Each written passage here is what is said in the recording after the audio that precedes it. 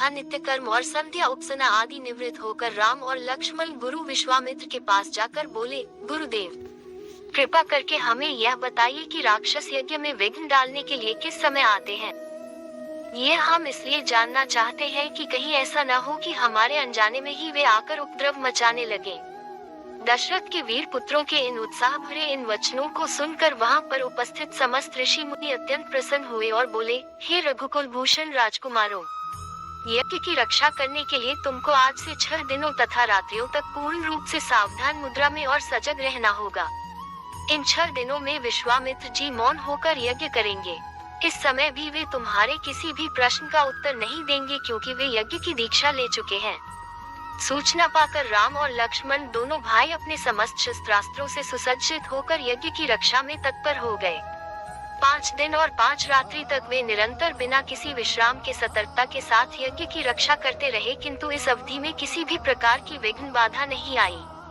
6वें दिन राम ने लक्ष्मण से कहा, भाई सौमित्र, यज्ञ का आज अंतिम दिन है और उपद्रव करने के लिए राक्षसों की आने की पूर्ण संभावना है। आज हमें विशेष रूप से सावधान रहने की आवश्यकता है। तनिक भी असावधानी से मुनिराज का यज्ञ और हमारा परिश्रम निष्फल और निरर्थक हो सकते हैं। राम ने लक्ष्मण को अभी सचेष्ट किया ही था कि यज्ञ सामग्री, चमस, समिधा आदि अपने आप भभक उठे। आकाश से ऐसी ध्वनि आने लगी जैसे मेघ गरज रहे हों और सैकड़ों बिजलियां तड़क रही हों। इसके पश्चात मारीच और सुबाहु की राक्षसी सेना रक्त, मांस, मज्जा, अस्थियों आदि की वर्षा करने लगी। रक्त गिरते देखकर राम ने उपद्रवकारियों पर एक खोजपूर्ण दृष्टि डाली। आकाश में मायावी राक्षसों की सेना को देखकर राम ने लक्ष्मण से कहा, लक्ष्मण, तुम धनुष पर शर संधान करके सावधान हो जाओ। मैं मानवास्त्र चलाकर इन महापापियों की सेना का अभिनाश किए देता हूँ। यह कहकर राम ने असाधारण फुर्ती और कौशल का प्रदर्शन करते हुए उन पर मानवास्त्र छोड़ा।